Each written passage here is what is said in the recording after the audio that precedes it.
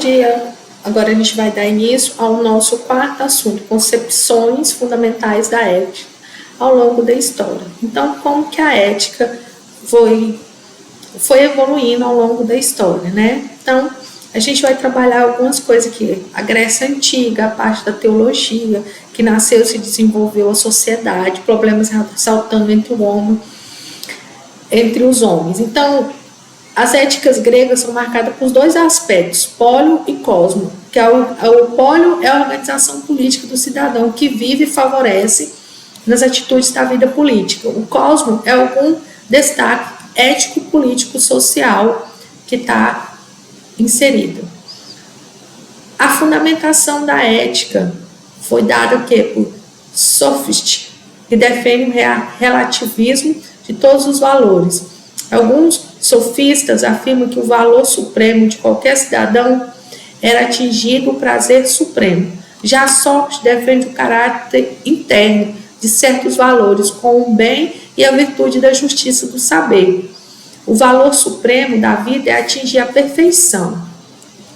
Platão defende o valor supremo do bem como uma ideia que todos os homens são livres para buscar. Os homens devem seguir apenas a razão e a sociedade deve ser organizada dentro desses atos. Aristóteles defende os valores supremos da felicidade e esse dever à sua própria natureza. E ninguém consegue ser feliz sozinho, à semelhança de Platão, que Platão diz que você deve seguir a sua razão e se organizar. Então, são algumas ideias que um se contradiz com o outro, mas para vocês entenderem a evolução e a questão ética racional. Depois a gente tem o mundo helenístico e Roma, que é o domínio de Alexandre Magno e os impérios que alteram o contexto do homem viver. As cidades e estados são substituídos por impérios, por diversidade de povos e cultura, levando o cidadão a sentir uma sociedade no qual a questão política se sentia distante da preocupação. A relação homem com cidade substitui pela relação do privilégio do cosmos. Assim, vive em harmonia com a suprema sabedoria. Então, já passou para a parte mais teóloga, mais evolutiva. Depois a gente tem esses aspectos fundamentais. Epiculturista, que é o que? O objetivo da vida do sábio atingir o máximo do prazer. O cisno, o objetivo da vida do sábio de acordo com a natureza e se afasta daquilo das ilusões. Os estóticos, que o homem é um simples elemento do cosmos, cujas leis determinam o seu destino. O sábio vive em harmonia com as suas naturezas. O céptico defende nada do saber, nada podemos afirmar com certeza. A felicidade só pode ser obtida através das semelhanças que passam em nossa volta. Então, tá vendo que um diz que você pode ser feliz sozinha, outro que você depende de outra pessoa, outro que você depende de diversas razões. Aí já na Idade Média, entre o século IV e o século XV, é marcada absolutamente pela moral cristã, que foi o quê? Deus identifica com o bem. Então, a Idade Média fez o quê? A religião tomou conta e o modelo do homem devia seguir esse contexto na doutrina cristã e nas ideologias e morais do cristianismo. Depois, os aspectos éticos que teve. Santo Agostinho fundamentou a moral cristã como elemento filosófico clássico, como objetivo moral de ajudar o ser humano a ser feliz.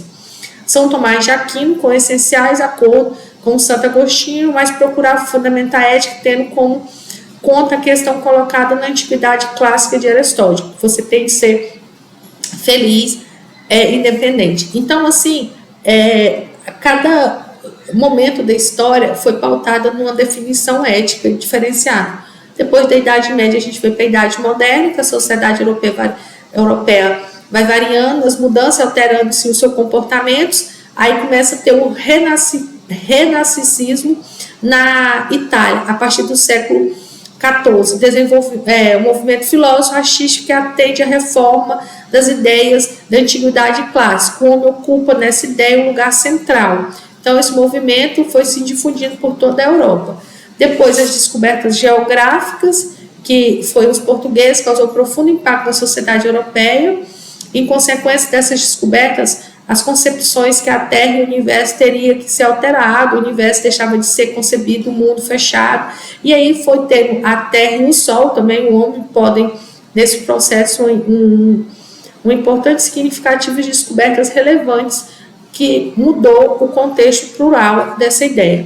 A divisão da igreja trouxe também uma ruptura do cristianismo, provocando assim, o aparecimento de novas igrejas, com isso novas culturas, novas doutrinas resultando global do aumento das descrenças e do ateísmo. Então foi tendo uma movimentação diferente. Então lembra quando eu falei lá de moral, de ética, e aqui como era pautado na igreja, teve lá com Martinho Lutero o rompimento do cristianismo, então eu tenho que um rompimento dessa cultura e a mudança do meu pensamento. A ciência moderna, os critérios de conhecimento, a seriação, autoridades que passam a ser experiência e o fato radical na causas milenares. Então eu evoluo. O resultado disso é outros fatores que assistimos ao longo da história moderna. O desenvolvimento individualista. Então o que é que a minha afirmação raça humana, qual é o sinal disso, que a mudança foi na parte ética dos cristianismos.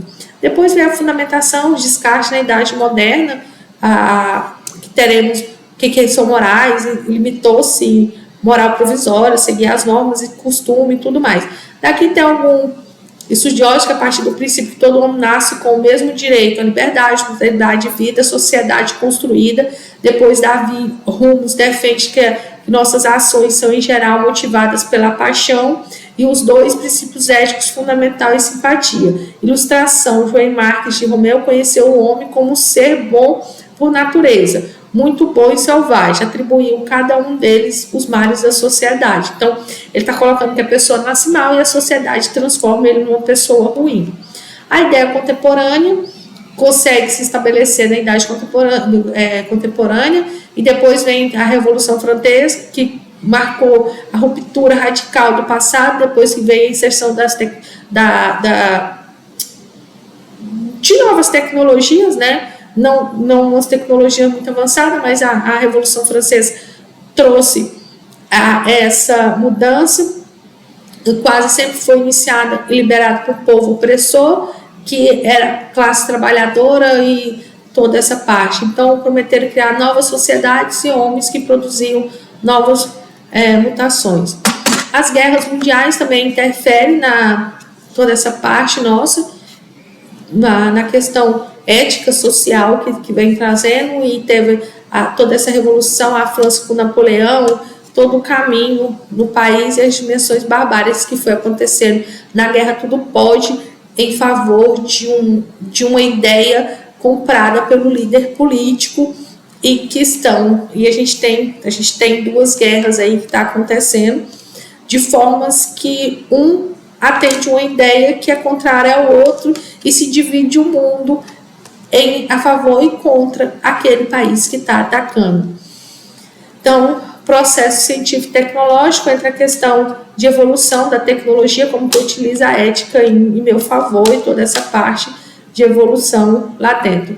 No século XIX e XX, foi por tudo isso marcado pelo aparecimento de enorme número de teorias éticas, mas também a própria crítica dos fundamentos morais. Então, isso é ético ou é moral?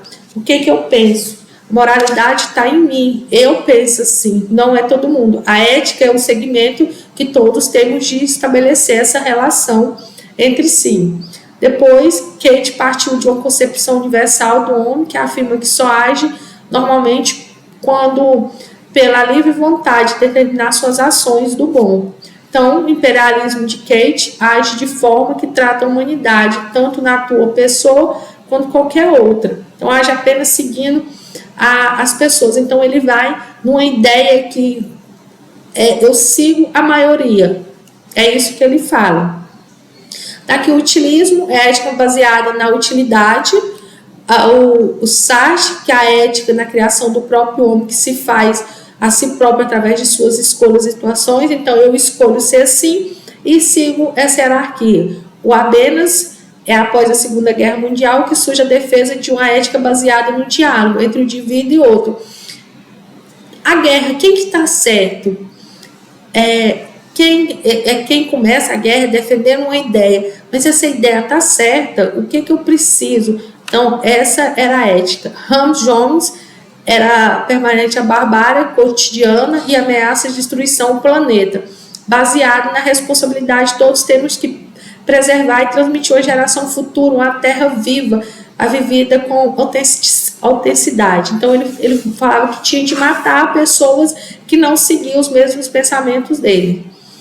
A crítica ao longo do século foi submetida a teorias e caráteres representativos morais, que os dominantes e os fracos são classes que precisam ser.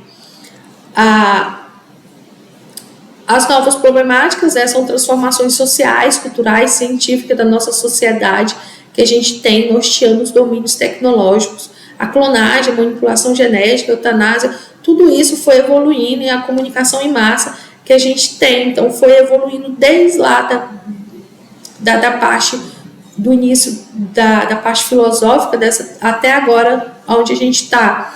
Clonagem, isso é ético?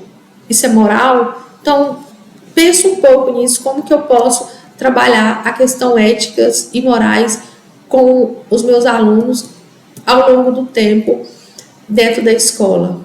Aqui, até a próxima. Qualquer dúvida, estou à disposição de vocês.